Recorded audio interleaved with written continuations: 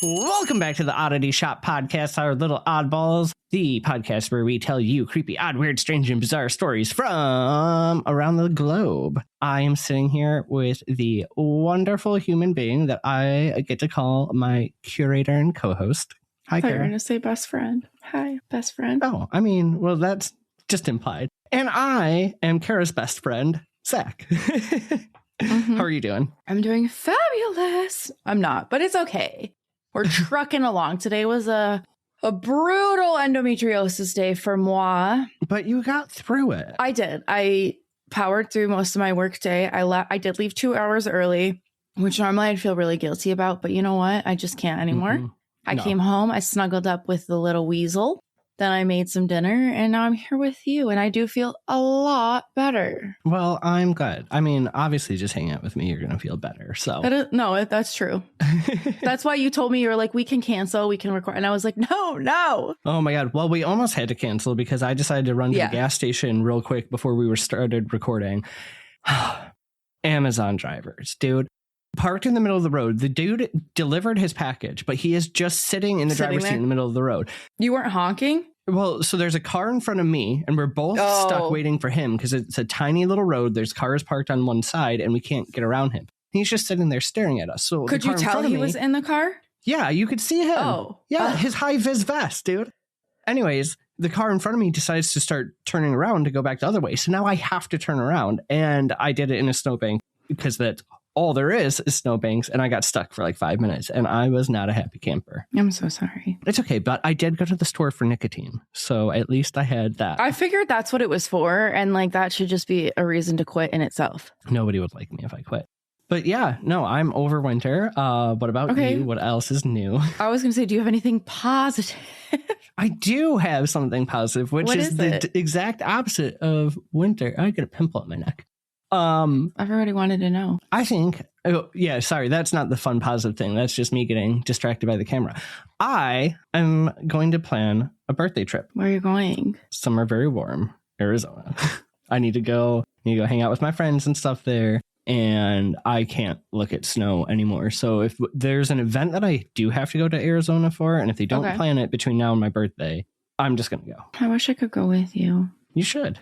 I probably still am under recovery and I can't leave the States. Yeah, that's true. But if not, I will. Maybe there'll be a future trip to Arizona on which you can come. For sure. So I can see Sarah and her prettiness in real life. Yes. Okay, so what do I have? Oh, so we went to Stimson Hospital. Yes, we did. And I have to say, we didn't get as much as what I feel like you and I just get, but we had so much fun. It was, for being freezing, the best group of people. It was absolutely freezing cold. Yes. But it got better throughout the night as the heat did. It did. It was just like literally went up to 50 degrees. And that was just a little ridiculous. And it was negative 20 outside. I just had so much fun. And we learned something. What did we learn? Ghosts love karaoke. Well, do they all? Or does it just At least this one did. It was so fucking cute and cool, and we have to post that video up for Patreons. I wish we got a better video. I know, but we were all so engrossed in the moment, and I think that's why you and I everyone's always like, what did you get when you went places? And you and I never get anything, and it's only because we're so passionate about, I would say, what we do. But we're so passionate about it that it's like it's not really meant for everybody else, and so we don't think about recording it. But you can hear me in one of the videos say, oh my God, we should record this. And as soon as I said that, it kind of died down. it was a little camera shy. I love in the one video. It's so funny. I don't know if you recently watched them. I haven't had a chance to watch any of them back, but I have them all saved in the group chat. The ones that you sent, was that today or yesterday? It's so funny because you can hear me say, Julia shouldn't have left or something like that. Like, because it was like so fun. It was. We had Name That Tune with a ghost, and it was literally was bouncing the light to the beat of the song, and it was wild. You guys have to check it out. But yeah, it was a pretty quiet night. We didn't stay super late, so there could have been more, but 2:45. Yeah, about there. Yeah, it wasn't there. Yeah, we definitely could have got more if we would have stayed, and we knew that at 3 a.m., particularly at that place, it gets a little wild. But we were all cold and tired, and each of us had like about an hour and 30-minute drive. So in snow. There was 9 of us. Yeah, and it was starting to like storm again, so it was good. Well, I think we'll all go back. I don't think any one of us wouldn't. But we had such a fun time. So aside from that, I have to get a little emo. Well, I know it's me. See, you should have saved your positive thing for after that. Now go on. No, this is still a positive thing. It's Okay. just emotional because it just makes me like, and actually after I record, I have to text so many people. I will cry, but I'm going to try really hard not to because it's so Oh God, silly willy. I just love that my close friends have become your friends. Your closest friends have become my friends.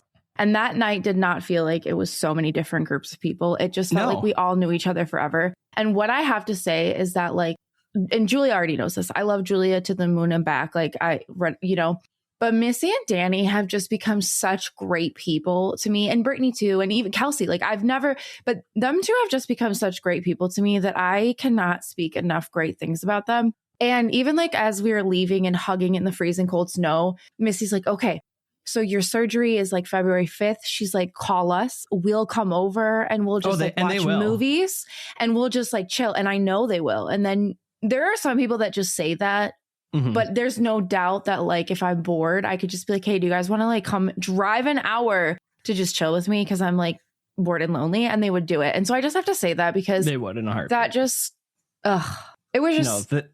That whole group was fantastic. Oh, so much fun. And I texted Juila after and I was like, so how did you feel? And she's like, I don't know. She's like, I feel like I'm leaning more to not skeptic. She's like, because there's just so many things that happen that I cannot explain. And I was like, girl. Nice. We got another one. I know. So anyway, that's that. Well, I also brought a skeptic who you did. Pat came, and on our drive home, we had a lot of talks. He was a little spooked. He was the cutest part about all of it because his little just the cutest little like you would like if I get scared, I'm like a neurotic like like I'm screaming. He's just like like the cute little like oh yeah, so precious. Okay, it was fun. We can talk about it forever. We gotta get into it. Yeah. Okay. Yes. Do you have a question for me? I don't necessarily have like a question.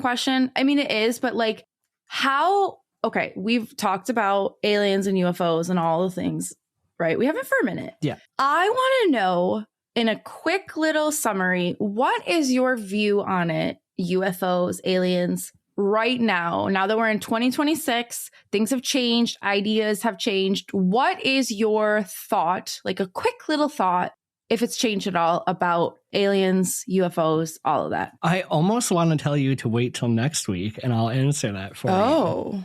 But I don't, mine's not all alien. Don't worry. We're not overlapping too much. But I think whatever UFOs are not from the stars.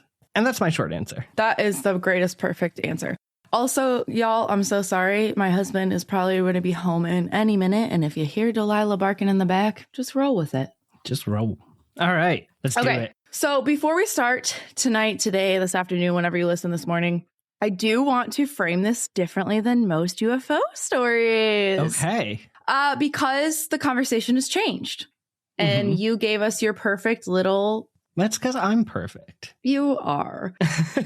So these objects aren't just being seen in the sky anymore. So like Zach kind of just said, modern reports talk about things that move from air to water without impact, without slowing down. Like the ocean isn't an obstacle, but a pathway. Okay. Oh, our episodes are going to tie so well. Nice. And that matters. Okay. So because water should kind of stop us, right? It crushes pressure vessels, it limits speeds. And yet these objects don't seem to be affected by it at all, which has led researchers to ask a different question. Not what are they, but where are they operating? Because we've talked about it in past episodes. The ocean is dark, it's unmonitored, and it's largely unexplored, right? So it's something that it's the perfect place to go to marry a ghost to get outside of any, laws. If something wanted to stay close without being seen, it wouldn't need to hide in space if it didn't want to, right? It could hide right here. So when we talk about UFOs now, we're also talking about objects that enter the water on purpose. Okay. And decades before, there was no really language for that. Right. So we have UFOs, we have all these things, like there really wasn't anything to relate to this. Okay. Underwater flying object. I think UFO still works. Well, I'm just saying, even in the sky, like there really wasn't. It's not till more recent where we have all these different names. Right. Yes. It's all that's gonna be stuck in my head. All right. So a small fishing village in Nova Scotia. Oh, that's where my family. Well, I would say from, but that's where they landed. From outer space. From Poland. That was depends. So are we talking about my Earth or my universal family? If you guys are OG listeners, you know. You know. Okay, so in Nova Scotia, this small little fishing village watched something come out of the sky, touch the ocean, and disappear. So this is the Shag Harbor UFO incident. Yes. Okay. So on October 4th, 1967, just after 11 o'clock, the coast of Nova Scotia was quiet. Boats were tied up, lights were low, and people were settling in for the night when something glowing moved into view over the water. Okay. So one witness later said that the light was a bright orange object moving very slowly, almost like it was gliding, which, okay, that's kind of like regular reports. And another described it as too low and too controlled to be a star or anything natural. Okay. And I like that description, natural. So is this thing like close that they can see its shape, or is it far enough that it's just like a blob? I mean, at first, I don't think they could see it. They just saw the glowing, but eventually, yes. But I just like that it says nothing natural, because if it was like a meteor or a star or whatever, right, it would be like neurotic and just like no path, or you know what I'm saying? Yeah. Okay, so people didn't scatter. They stood, they watched, and the light wasn't really rushing. It didn't like streak across the sky and moved with intention, descending until it met the surface of the harbor. So can you just like imagine, though, in this time, like you're just like, what?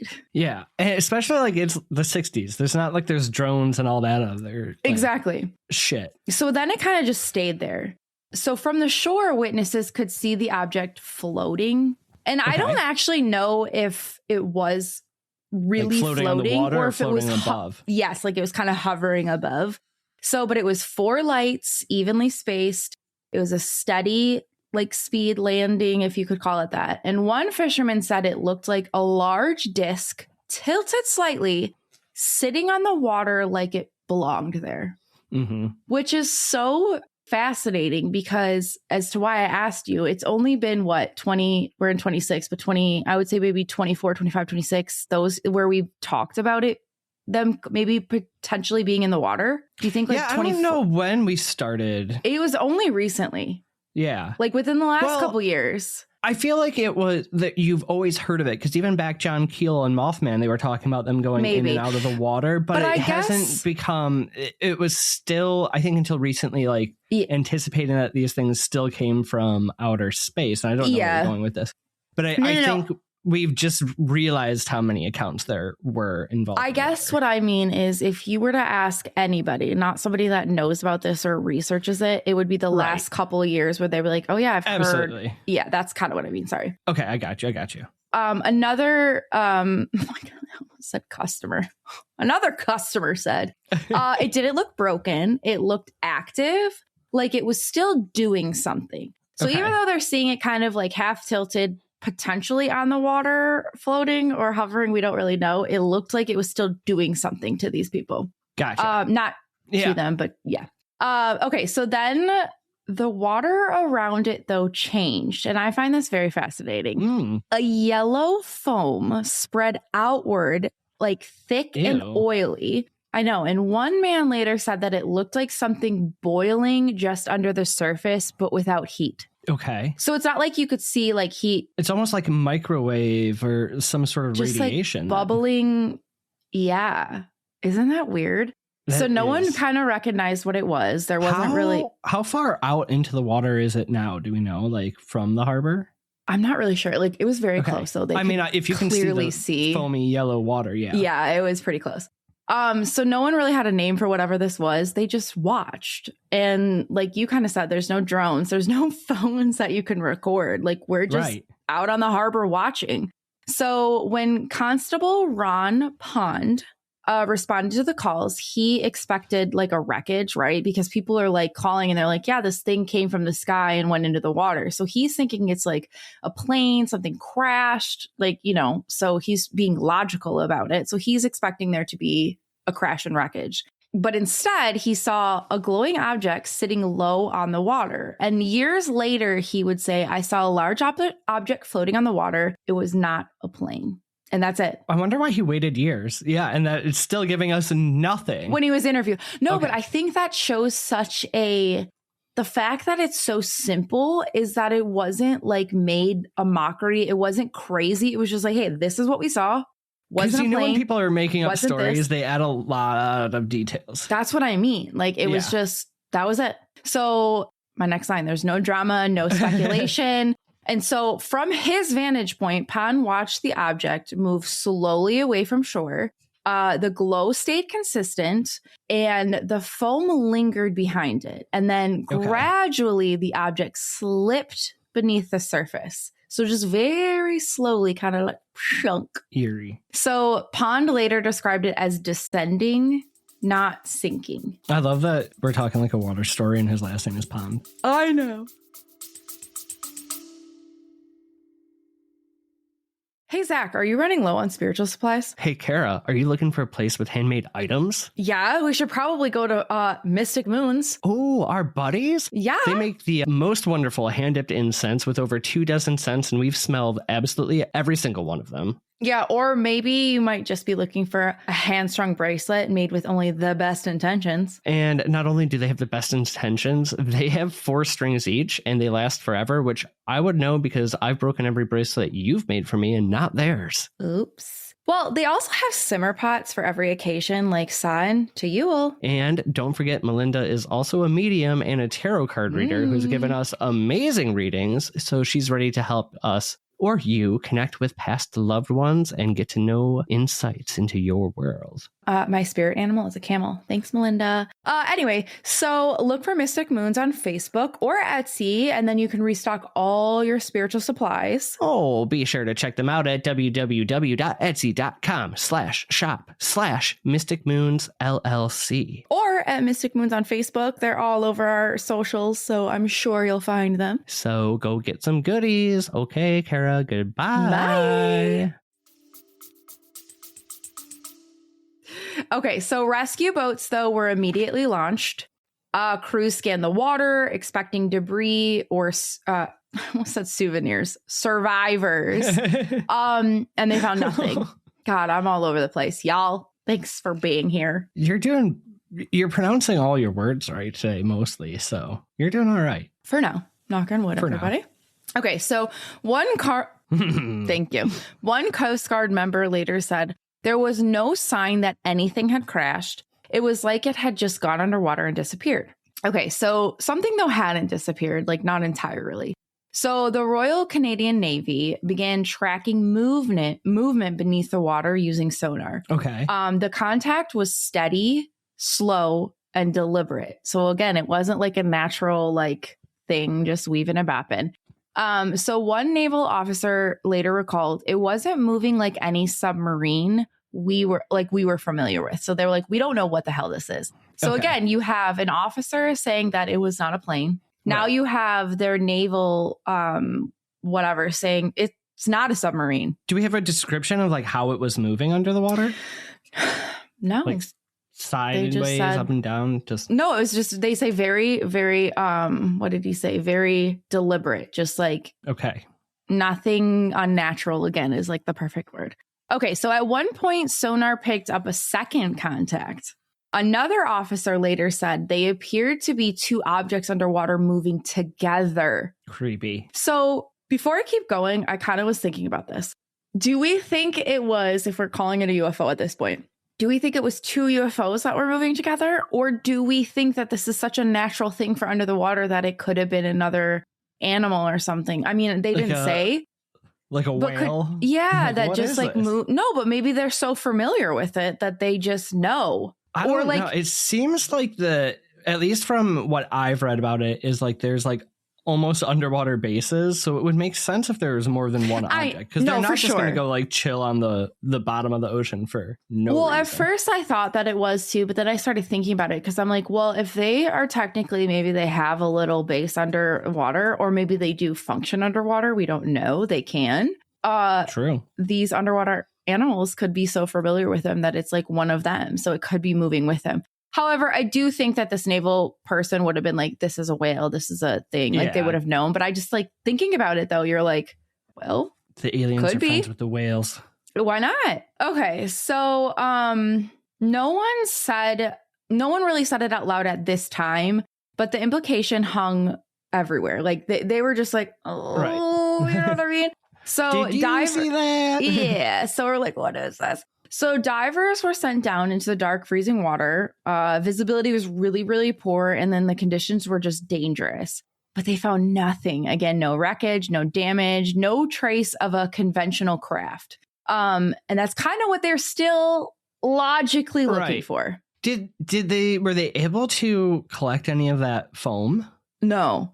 Okay. No, by the time they all got in there, it was just gone. Dissolved. And so then eventually the sonar contacts just vanished.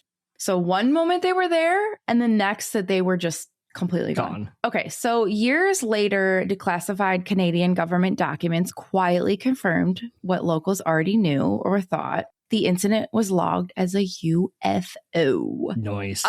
So one internal memo described it as an unidentified flying object which descended into the sea. No attempts, though, were even made to reframe this story.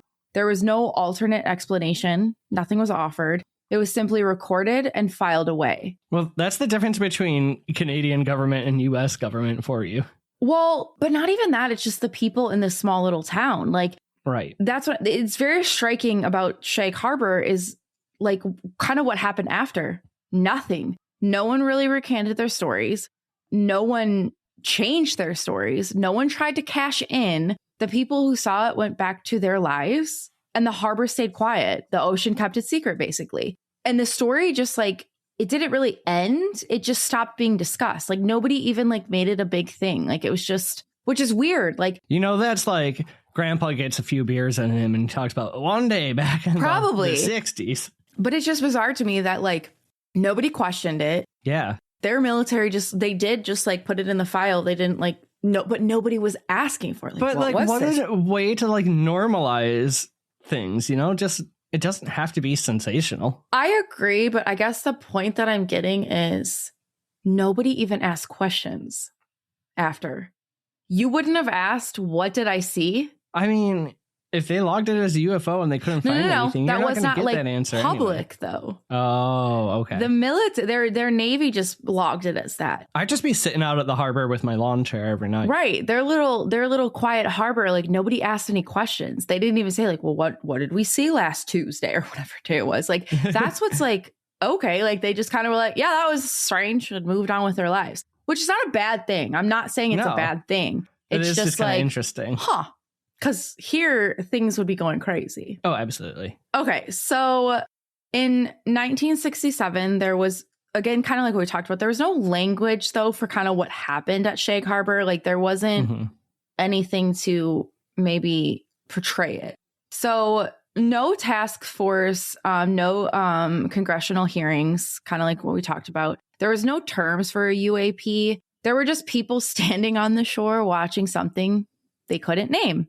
Cool, whatever. So today's government, they openly admit that objects move between air and water. Like we kind of talked about earlier, it's kind of been a thing that we started talking about. That some things tracked on radar don't match known technology, that there are gaps in what we understand. So we're kind of in 2026 getting to the point where it's like, yeah, okay, like we don't understand everything and we're not really hiding everything. Did they ever see it again there? No, not that I could find. That's interesting. So Suddenly, though, like now that we're talking about this in today's time, Shag Harbor doesn't feel like an old mystery. It feels like an early chapter of what we're talking about now. Yeah. Like it entered the harbor. It didn't crash. It's not like something failed. It left no evidence. It just came down and it went under and then it left. I mean, there's so much vast unexplored ocean, man. I'm sure so much weird shit goes on that we have no idea. For sure. I'm going to be honest. This is a very short episode because there's nothing really more to it. I love it. Yeah. So it's kind of like the story feels a little bit unfinished because I guess that question really isn't like what happened. It's more of like how many times it happened, kind of like you said, and maybe people didn't see. Or how often did we look away or we didn't talk about it? Because they didn't really talk about this.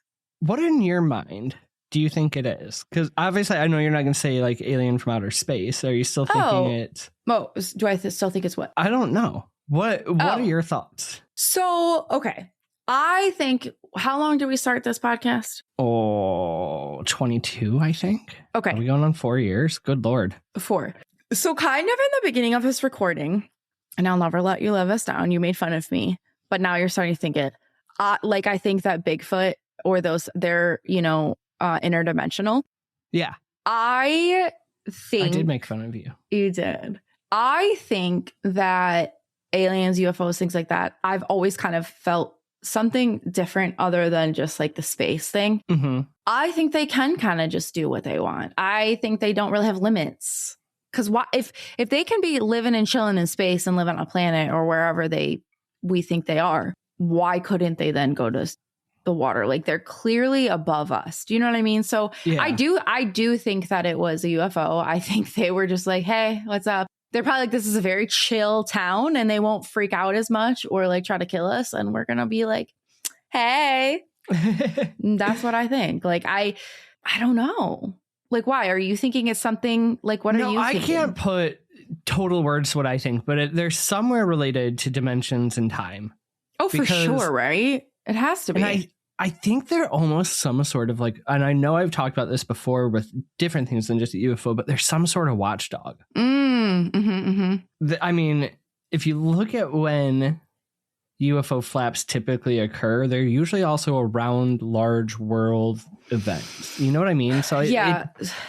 I don't know. So I will say, and I didn't include this, but I am going to go to Wikipedia right now. And I didn't include this because I couldn't find this in anything else. Okay. But I found this interesting and I'm just going to read it. So when you look up Shag Harbor UFO incident on Wikipedia, there is the first thing is a pre-incident aerial phenomenon. And I do think this is just cool. So it's Air Canada Flight 305. So Flight 305 was serviced by a plane bound from the Halifax International Airport to Toronto.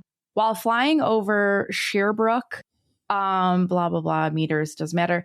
Air Canada First Officer Robert Ralph pointed out to the captain, thank you, that there was something strange out to the left side of the aircraft at 7:15 p.m.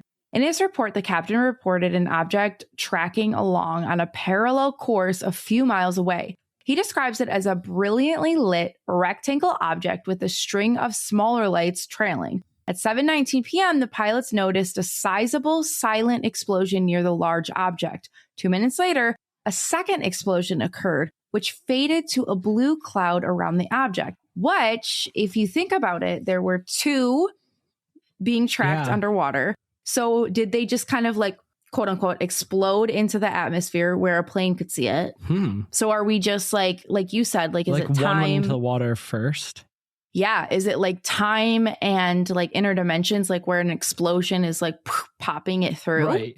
So I found that very fascinating. And I just couldn't see it in any of the other research that I did, but I don't discredit this. I think that this really happened. I mean, it's on noted in their air travel or whatever you want to call it. Interesting. So I do think it's interdimensional. I think it's or time or something. There's something that are just able to transcend the way we understand physics. But, I could go down a physics rabbit hole all day, dude.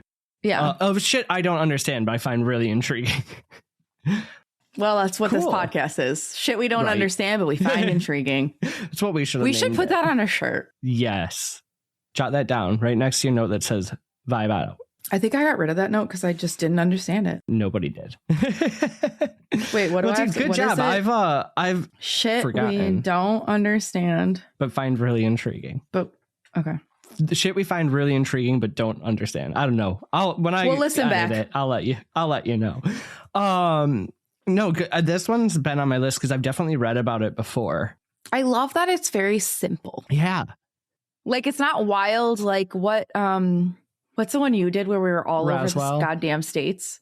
Oh, the No. one that the cops chased Yes. from like Pennsylvania through Ohio. That was a wild ride. Which was cool. But this is very simple, very low key, but it brings us back to now where we're talking about how they come from the water, go into the water. And I thought it was very interesting that not a lot of people talk about this. It's a very like unknown case. It is a perfect lead-in for next week's episode because we're gonna, pun intended, dive in on that a little bit more. Oh God. Oh, yeah. Okay. Well, for Patreons, I do have a couple Reddit stories for you that I'm going to read to Zachary. I couldn't find any encounters at Shag Harbor, but I do have a couple cool little UFO stories for you. So if you're a Patreon or you want to become a Patreon, if you head on over, we're going to have a full video of a couple Reddit stories. I'll be there if you guys want to come. But anyway, do you have anything else to add to this? I don't. I think this is... Let's see. It was short and sweet, to the point. Loved it. This is one that you and I fully believe. Like, we're just like, that happened. So it's like nothing really to like...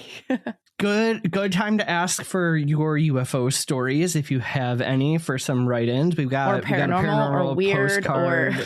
Yeah, we got an episode coming for you guys real soon. You know what we keep forgetting to ask lately? What emoji for this episode? Oh, well, probably a UFO. Okay. Simple. Or water, a whale. So random. Okay. Anything water related, we'll get the point. Well, that's how we know they really listen to the end, is if they put a whale. That is very true. There you go. Comment that somewhere on our socials. And then what else should these fine folks do before we close up the shop for the day? Okay, this is a crazy... No, it's not a crazy ask. I think it would be really fun if there are guests that we haven't had already that you want on, for you guys to go to their social medias and tag us. I love that. On their social medias. So blow them up so that they see us and that they're like, oh my God, these people like want me to be a guest on your episodes. I think that would be really fun. So if there's any guests that you think would be great for us, instead of you telling us, because it's hard to get these people sometimes. It's hard to get their attention because they're busy and their inboxes get blown up. So it would be really fun if y'all just like overwhelmed people, like you should be a guest on Oddity Shop and tag us. That would just be fun. But yeah, other than that, that's it. We love you. We appreciate you. The most important thing you can do for us is to creep it real, my little oddballs. Goodbye. Bye.